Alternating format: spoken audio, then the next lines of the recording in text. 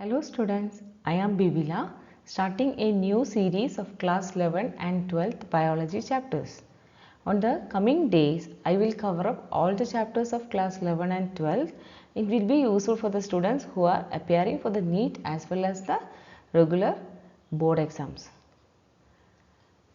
Today in this video, I am going to start the new chapter for the class 11, it is Living World. And I have divided these chapters into 3 to 4 parts because if I go in a single stretch, it will be difficult for you guys to understand, also to follow and feel bored. So instead of that, I actually want you to understand the concept of this chapter. So I made it concise, that is divided into 3 to 4 parts. Okay. Today I am going to talk in this video about the first part 1. And before going into this chapter, I just want to recall some of the basic terms and the basics of our biology. Okay, those terms and everything in the biology, the basics, actually you guys know that. Still I want to revise it.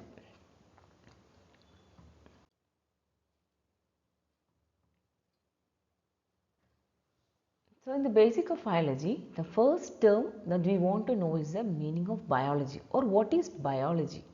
It's a discipline that which deals with the study of life forms or living organisms are called as a biology, and is derived from the two Greek words, that is bios and logos.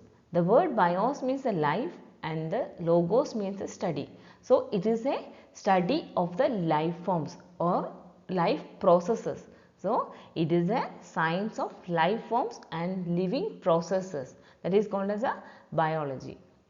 And the alternative name of this biology is a life of science or bioscience. So the alternative name of this biology is the life of science or bioscience. And the father of biology, that also you guys know that who is the father of biology? That is Aristotle is known as the father of biology. He is an ancient Greek philosopher and naturalist. Why he is called as the father of biology? Because he was the first person who made the major biological observations under this.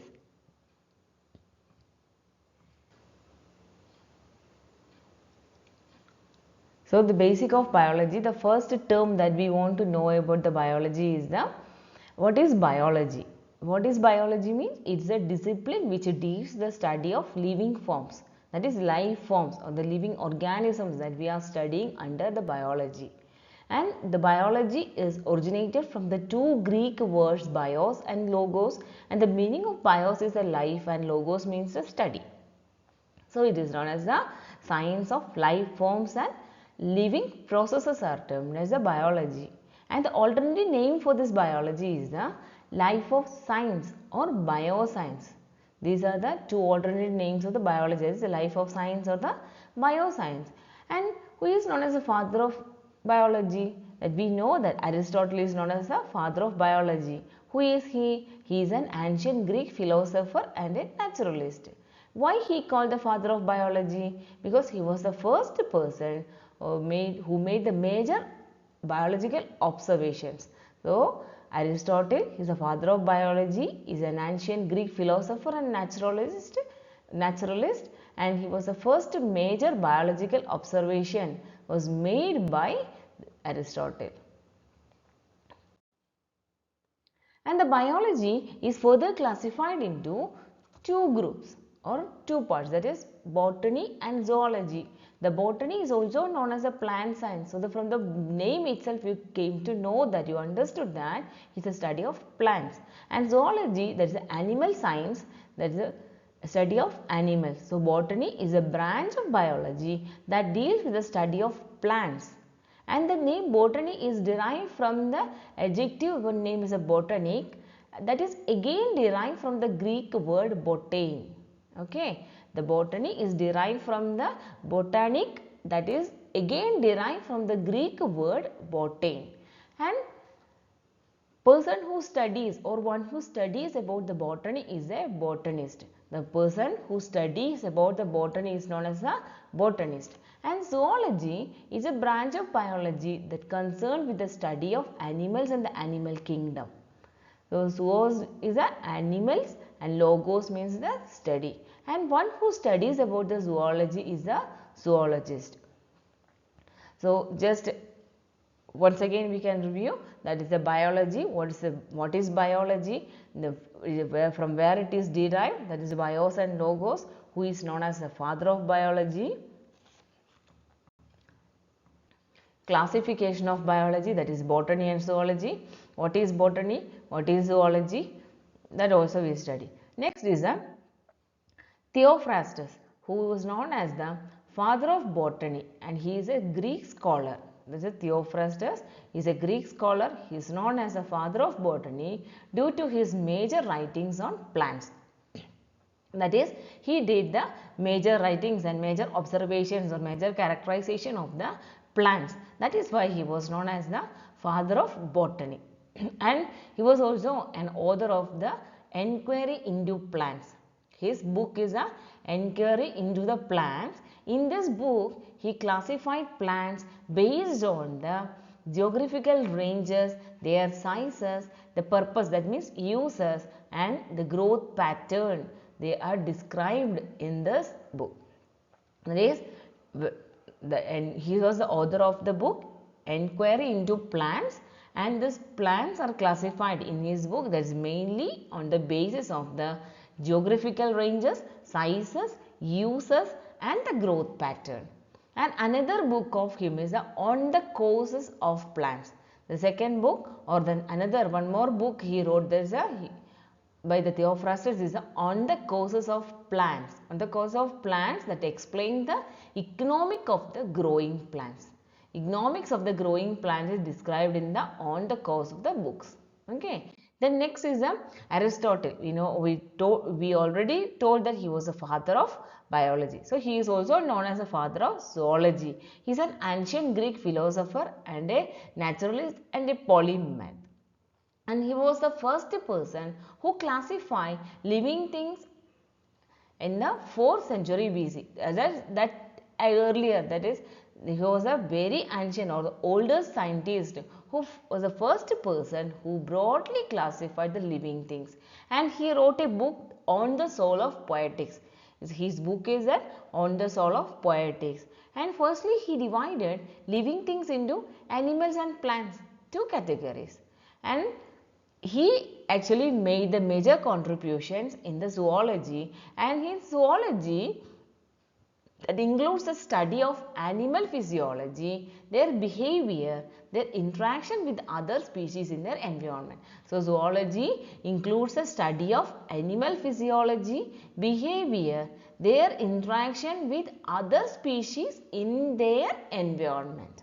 Later, these animals are classified into 2 classes, that is, one with red blood cells, that is red blood, and another without red blood. This is actually another without red blood cell contains, that is consisting of, includes that insects are there, right? Then another one is the crustaceans like crabs or fishes. They not the fishes, crabs. The prawns and crabs, they don't have the red blood, right? They have the colorless fluid in their body. The insects also, that if you kill the insects or if you press the insects, you can see that a colorless fluid is oozed out from his body. But where we have the doubts, like some may ask, like mosquito, when you press it we will get the blood, but not all mosquitoes we are getting. Only if they bite us and filled with the tummy is filled with the blood, then we press it, we get the colorful blood, red colored fluid coming out. Otherwise, the male mosquito, if you press it, there will be colorless fluid is coming out of his fluid. So that is why the animal, that is he classified animals and plants, that is living organisms is classified into animals and plants. Later these animals are divided based on the presence of red blood, or that is with red blood or without red blood. Okay.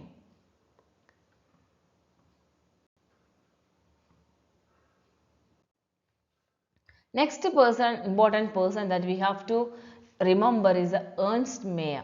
He is the evolutionary biologist and he was called as the Darwin of the 20th century. and he wrote the book Systematics and the Origin of the Species. In his book, he described that a species is not just a group of morphological similar individuals. That he described that species is not just a group of morphologically similar individuals, but a group that can breed only among themselves, excluding all others. So they will breed, they can breed, they only breed among themselves, they won't breed outside their group, right? So that is a species is a not just a morphologically similar individual, but they are the group that will breed only among themselves, excluding all others. So these are the about the basis of the biology. Next we can come through our chapter, that is living world, and we all know that we are living in a world with wide variety, diversity of organisms, right? It may be living and non-living. But how do we segregate the two? That is, living things and non-living things are there, right? But we can differentiate this by looking into some of the characteristics associated with the living organisms. So we classify these organisms as a living as well as non-living based on some of the characteristics of the living organisms. Like the basic of the means is a lower classes we study the characteristic of living things, that is a movement, respiration, sensitivity, growth, reproduction, excretion, nutrition. These are the some of the characteristics. However, we don't know that these characteristics are definitive or non-definitive.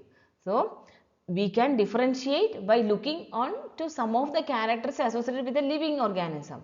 But we don't know whether these characteristics can be a definitive or a non-definitive characteristic. So, we are going to deal with in this main part, we are going to deal with some of the main characteristics. We want to know whether it is a specific characteristic or non-specific, or definitive or non-definitive characteristic, how it becomes definitive, how it becomes a non-definitive. And some of them are the growth, reproduction, metabolism, cellular organization, consciousness, their ability to sense, ability to self-replicate, organize, etc. are the some of the main characteristics of the living organism. And the first one is that one such characteristic of this, all living organisms grow, right? We know that living things will grow. And the living organisms may be multicellular or unicellular, and they grow due to the cell division. That is, whether it is a multicellular or unicellular, they grow by cell division, right? And in multicellular organism, cell division is by the growth or the division of the cell that results in the increase in the mass. But in the case of unicellular organisms like amoeba, fungus, it leads to the formations of two new organisms. The twin property of the growth is that increase in the mass and increase in the number of the cells or individual is a twin property of the growth.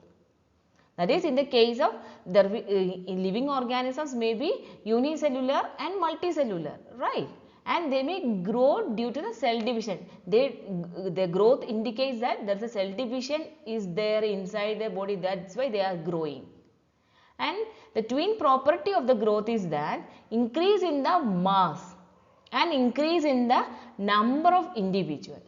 That is, in multicellular organism, growth by cell division results in an increase in the mass.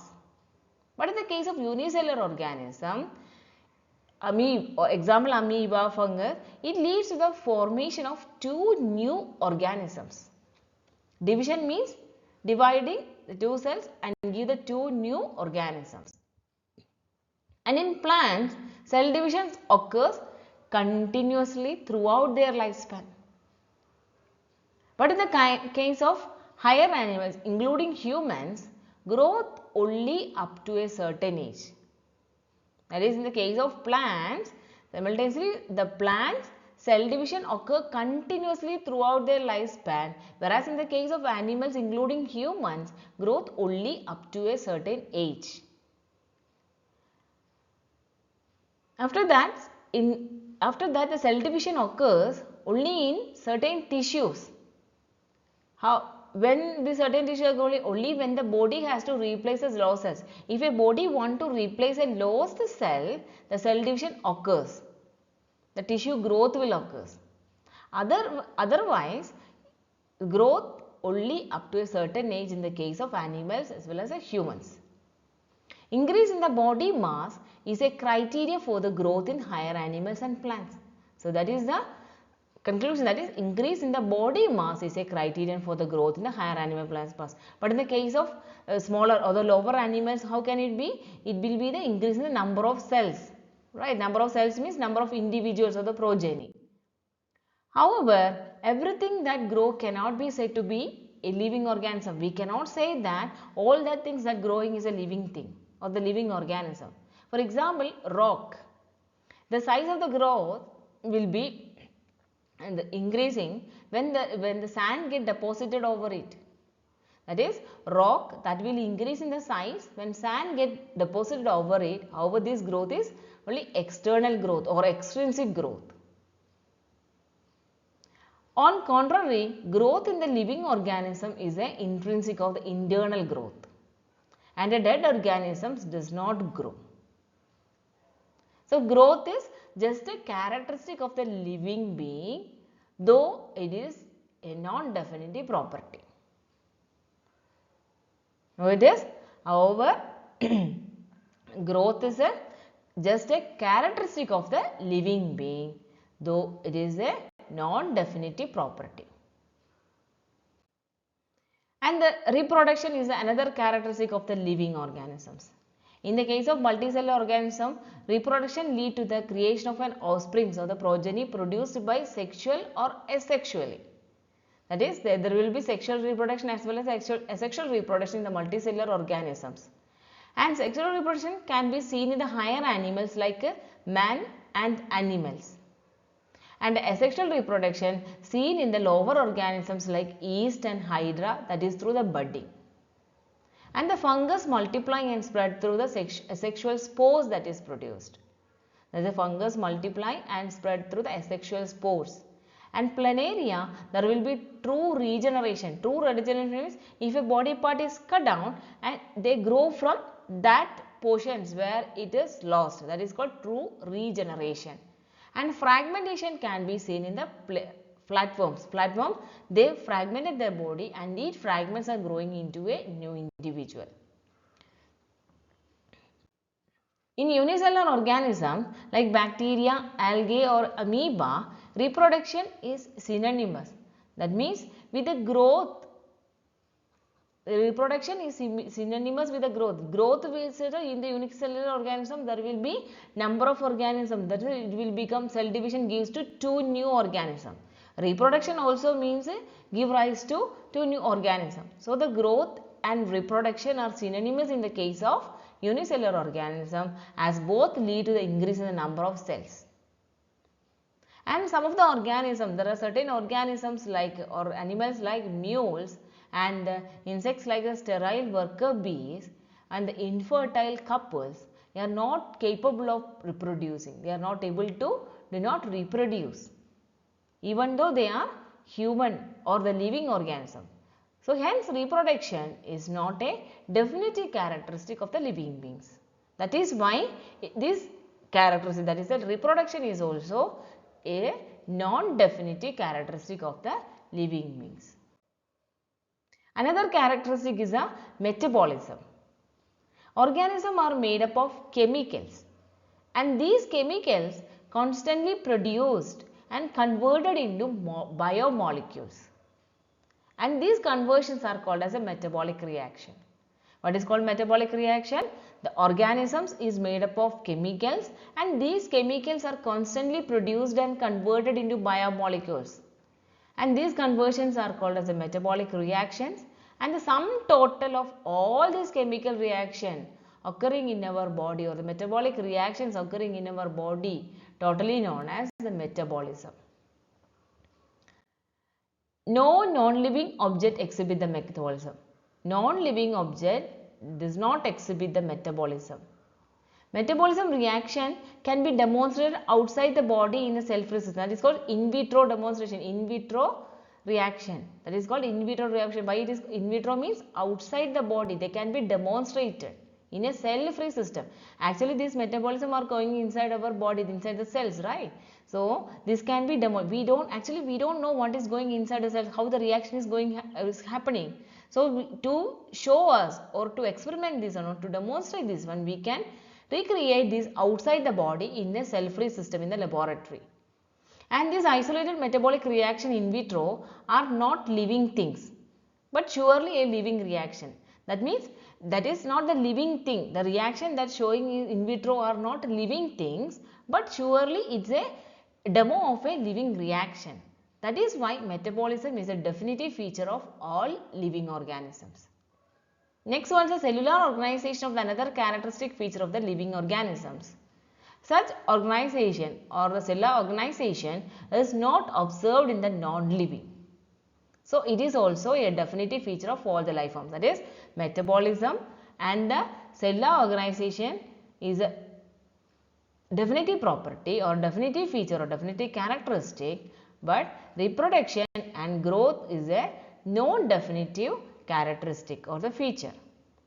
And the last one is the consciousness is another feature that associated with the living organisms. All living organisms, they respond and sense, that is, they can sense, their ability to sense around.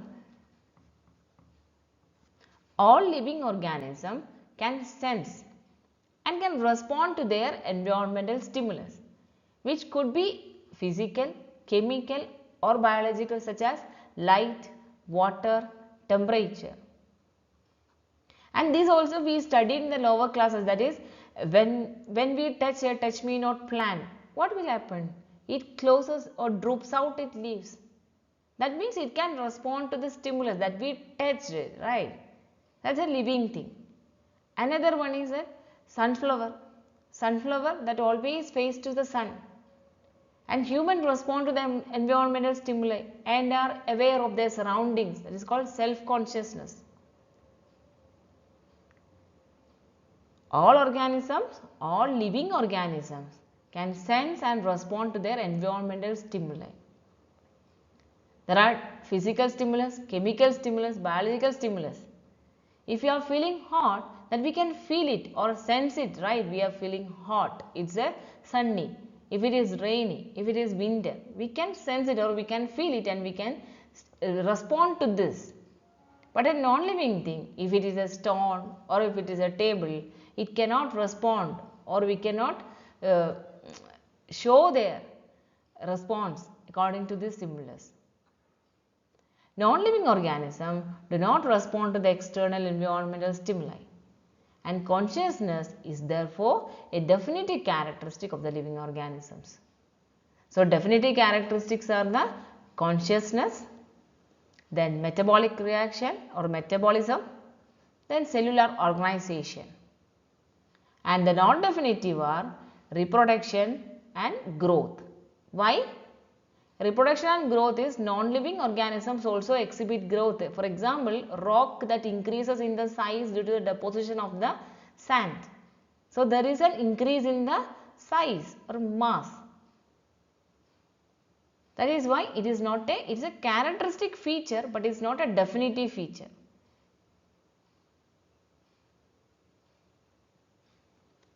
And reproduction, why it is not a non-definitive feature?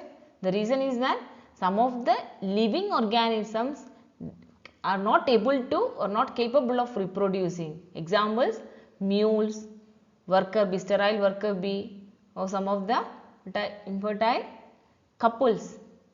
Some are not able to reproduce.